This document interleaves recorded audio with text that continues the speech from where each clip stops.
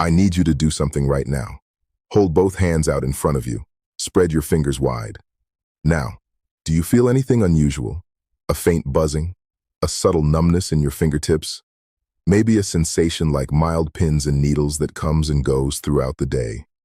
If you do, or if you've been dismissing that feeling for months, I want you to stop dismissing it. Because what I'm about to share with you today could be the most important thing you hear this year. Not because it's alarming, because it's actionable. Your hands have been sending you a message, and most people over 60 spend years ignoring it, chalking it up to poor circulation, sleeping in the wrong position, or simply getting older. But here's what I've seen in over 20 years of practice. That tingling is one of the earliest warning signals the body sends before blood sugar damage becomes serious. And by the time most people find out, the damage has already been building quietly for 2, 3, sometimes 4 years. Stay with me, because the 7 signs I'm going to show you today are things your body is already communicating. You just need to know how to read them. Here's what most people believe about diabetes. They believe you find out from a blood test. You go to the doctor, the lab results come back, and that's the moment of discovery. I understand why people think that. For most of my patients, that's exactly how it happened. But here's what those lab results don't tell you. Your body started warning you long before that test. The nerves respond to elevated blood sugar years before a standard fasting glucose test catches anything significant. I've sat across from patients who had clear, undeniable signs in their hands and fingers for 18 months before their diagnosis. 18 months of warning that nobody recognized. Here's the fundamental thing I want you to understand. When blood sugar stays elevated over time, even at levels that aren't yet diagnostic, it begins slowly damaging the protective coating around your nerves. Think of each nerve like an electrical wire. That wire has a protective outer layer, flexible, intact, doing its job quietly. Now imagine a mild acid slowly eating through that coating, day after day. Not fast enough to cause sudden pain, just slowly enough that the signals start getting fuzzy. That's what you feel as tingling. That's what you feel as numbness. That's what you feel as that strange warmth in your fingers at night that doesn't make sense because the room is cool. Your nerves are sending distress signals through damaged wiring. And for most people, those signals start in the hands. My name is Dr. Ben Bates. I've spent over 20 years in preventive medicine, working specifically with adults over 60. I've reviewed thousands of patient histories. I've sat with patients who came to me after diagnosis, walked me through their symptoms, and said the same thing almost every time. I had that. I just didn't know what it meant. Today I'm going to make sure that doesn't happen to you. 7 signs. All of them involve your hands. All of them get dismissed as something else. And all of them are telling you something important about what's happening inside your blood vessels and nerves right now. The 7th sign on this list, I want to warn you now, is the one most people never think to check. It's subtle, easy to miss, but in my experience, it's one of the most reliable early signals I know. Stay with me for that one. Sign 1. Tingling that moves between hands and comes without an obvious cause. You wake up in the morning. Your left hand feels slightly numb. You shake it out, flex your fingers, and it fades within a minute. Most people think, I slept on it wrong, and sometimes that's true. But here's the question I always ask. Is this happening repeatedly, without a position or pressure you can point to? Because carpal tunnel or positional numbness follows a pattern. It happens when you hold a specific position. It's consistent and reproducible. Blood sugar-related nerve tingling doesn't follow that pattern. It migrates. It comes and goes unpredictably. It might be your left hand today and your right hand tonight. It might be your ring finger and pinky one morning and your thumb and index finger the next. That migrating, unpredictable quality is the signal. The nerve damage from elevated blood sugar affects the longest nerve fibers first, which is why feet are typically first. But in some individuals, particularly those with nutritional deficiencies or higher blood pressure, the hands show signs early too. When I see this pattern in a patient, the first thing I do is order a comprehensive blood sugar panel. Not just a fasting glucose, a full panel, including A1C, which shows the average blood sugar level over the past 3 months. What to do right now? For the next 7 days, notice when the tingling happens, which hand, which fingers, and what you are doing. Write it down. If the pattern is unpredictable and migrating, bring that written record to your next doctor's appointment. It is useful clinical information. Sign 2. Burning or warmth in the palms with no heat source. Your palms feel warm, almost like you've been holding a hot cup of coffee, except you haven't. Especially at night when you're lying still. Most people think it's the season, it's hot flashes, it's circulation, and that burning feeling when it happens at rest, particularly at night when there are no distractions, is a classic presentation of early nerve dysfunction from blood sugar. Here's what's happening. Damaged nerves don't go silent. They become hyperactive. They send random signals to the brain that the brain interprets as heat, even though no heat is present. It's like a fire alarm with a malfunctioning sensor. No fire, but the alarm keeps sounding. Research published in Diabetes Care found that burning hand pain is frequently reported 1 to 3 years before a formal type 2 diabetes diagnosis. Not after. Before. This is an early alarm, and most people hit snooze on it for years. What to do right now? Every evening before bed, drink a full glass of water. Proper hydration supports kidney function, helps the body flush excess glucose, and reduces the concentration of sugar affecting nerve tissue overnight. It sounds too simple. It isn't. Sign 3. Grip strength that has noticeably weakened over the past year. You're opening a jar. You used to do it without thinking. Now you have to hand it to someone else, or you use a rubber grip pad, or you run it under hot water first. Most people think, I'm getting older, muscle loss. That's normal. And muscle loss after 60 is real. I won't dismiss that. But here's what concerns me. When nerve damage from elevated blood sugar affects the motor nerves, the ones that control muscle contraction, grip strength declines faster than it should. It's not just muscle, it's the nerve signal that tells the muscle to contract, becoming weaker and less reliable.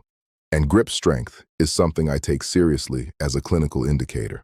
Research from multiple longitudinal studies shows that declining grip strength in adults over 60 is significantly associated with elevated fasting glucose levels, independent of age-related muscle loss.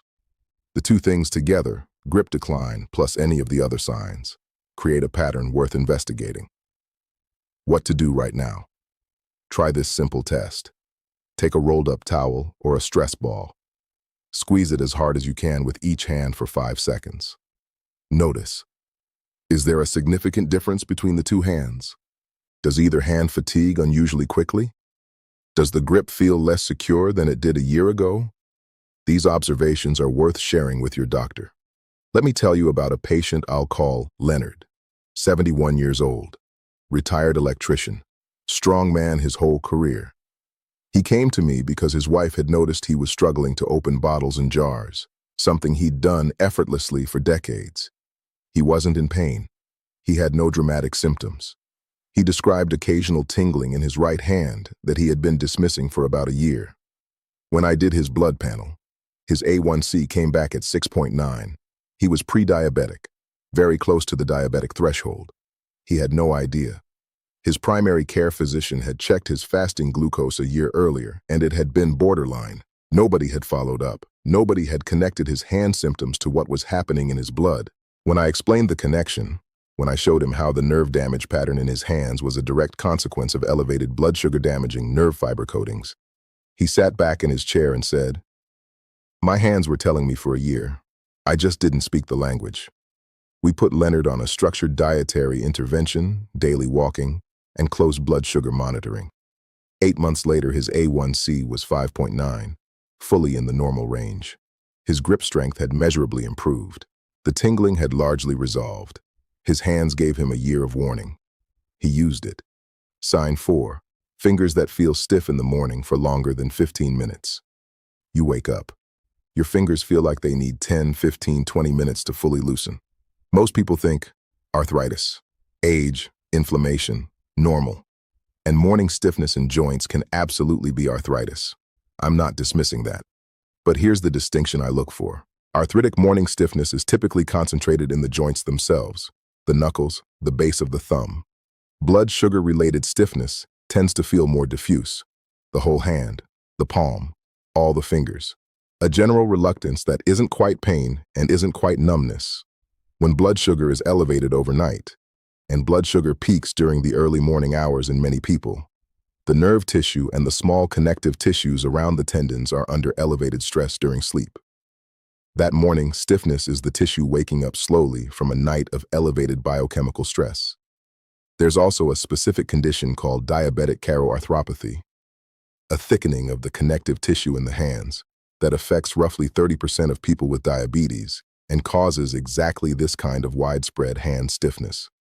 It's underdiagnosed, and it starts quietly. What to do right now? Every morning before you get out of bed, 5 minutes of gentle hand exercises. Make a fist. Hold for 5 seconds. Release fully. Spread your fingers as wide as possible. Hold. Release. Circle your wrists 10 times in each direction. This gets blood moving into the small vessels of the hands before you put them to work. Do this every morning. No exceptions. Sign 5. Small cuts or skin breaks on the hands that heal slower than they should. You get a paper cut, a small scrape from gardening, a minor nick while cooking. You cover it. You expect it to close in a day or two. And it's still there 4 days later, still slightly open, slightly red around the edges. Most people think, I just heal slowly now. I'm older, and healing does slow with age. But here's what I want you to understand. When blood sugar is elevated, the tiny blood vessels that carry oxygen and immune cells to a wound are narrowed and damaged. The healing ingredients, white blood cells, oxygen, growth factors, simply cannot reach the wound efficiently. The wound sits there, vulnerable, unable to close. This is the same mechanism that causes diabetic foot ulcers, the leading cause of non-traumatic lower limb amputations in the United States. In the feet, that vulnerability is catastrophic. In the hands, we catch it earlier, because we use our hands constantly and notice when something is wrong. A small cut on your hand that takes more than 5 days to fully close is worth paying attention to, especially if it happens repeatedly. What to do right now, tonight? Look at both hands carefully. Any small wound, any skin break, any area that looks like it's been slow to heal, clean it with mild soap, apply an antiseptic, and cover it. If it hasn't improved significantly in 48 hours, don't wait. Call your doctor. Sign 6. Skin on the backs of your hands that looks or feels thinner than it used to. You catch your hand on something minor, a rough edge, a corner of a drawer, and it tears more easily than it should. Or you look at the backs of your hands in natural light and notice they look almost translucent, thin, papery, small veins visible in ways they weren't a few years ago. Most people think aging, sun damage. Thinning skin is normal after 60, and skin does thin with age. I want to acknowledge that clearly. But here's what I look for specifically. When blood vessels are chronically narrowed by elevated blood sugar, the skin on the backs of the hands and wrists is among the first places to show the impact of reduced blood supply.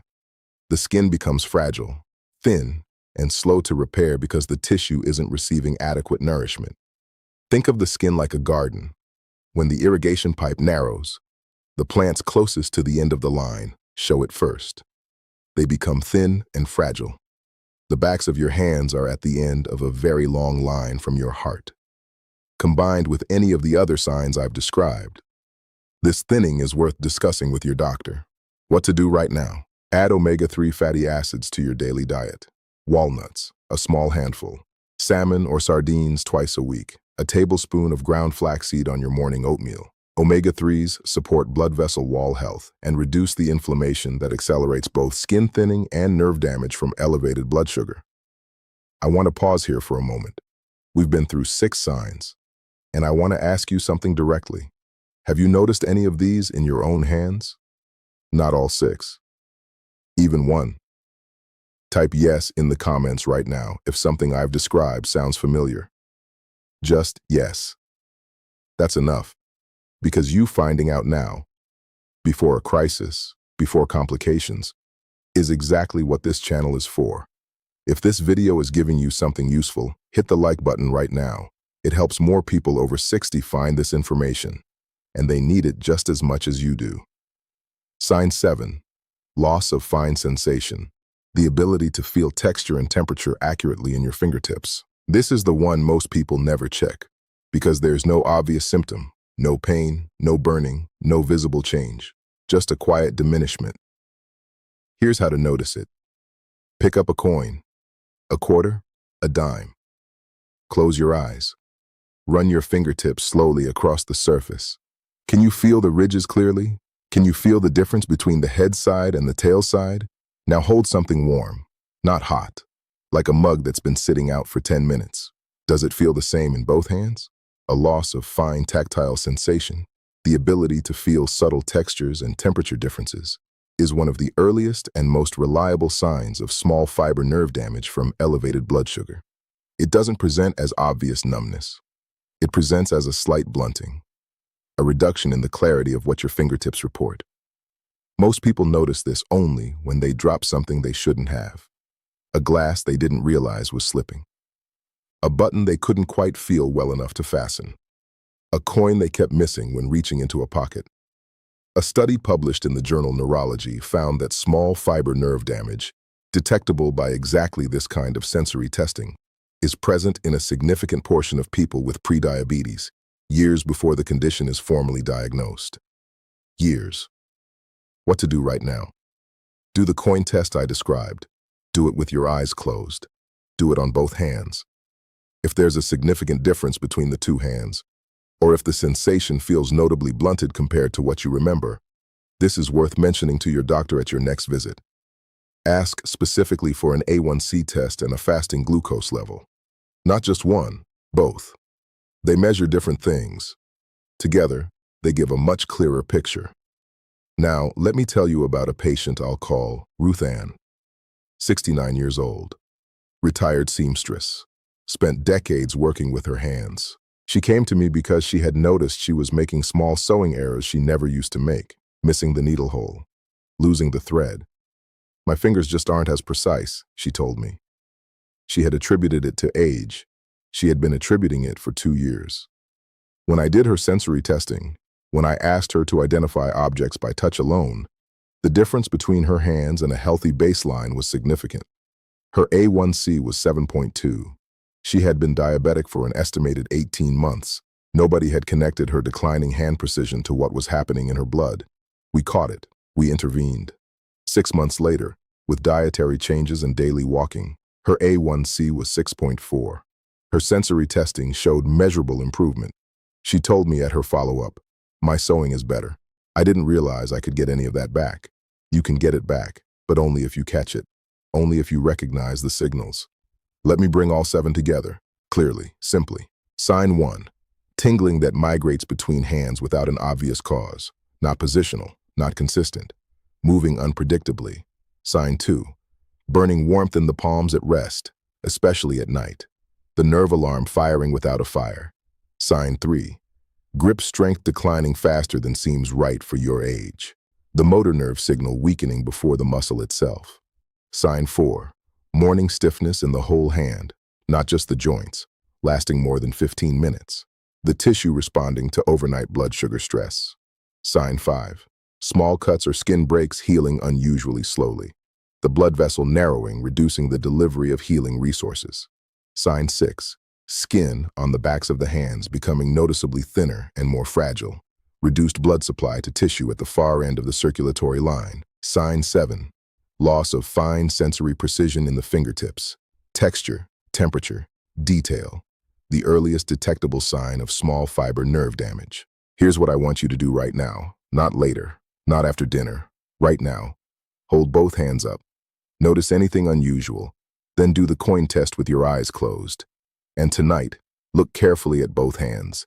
Any slow healing area, any unusual thinning, if you recognize even 2 of these 7 signs, get a blood panel this week, an A1C test, and a fasting glucose level.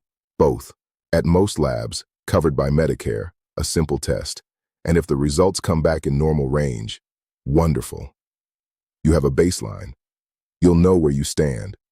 If they come back elevated, you have exactly what Leonard and Ruth Ann had, an early warning, while the damage is still reversible, while the intervention is still straightforward, while the outcome is still in your hands. Literally, I want you to know something.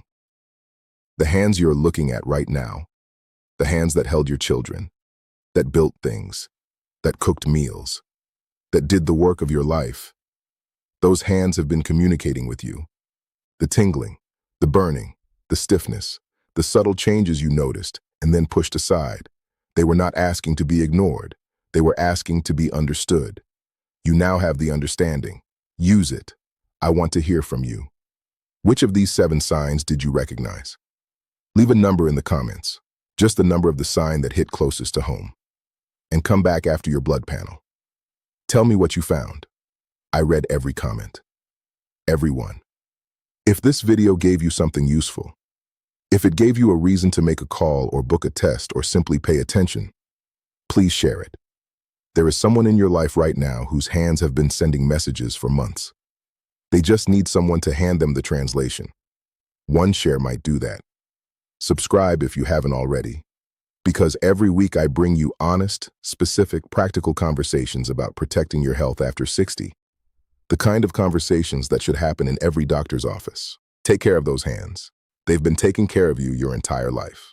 Now it's your turn. Everything in this video is general medical information based on published research and clinical experience. It is not a substitute for your personal medical care. Please speak with your own physician about any symptoms you've noticed, and ask specifically about blood sugar testing if anything in this video resonated with you.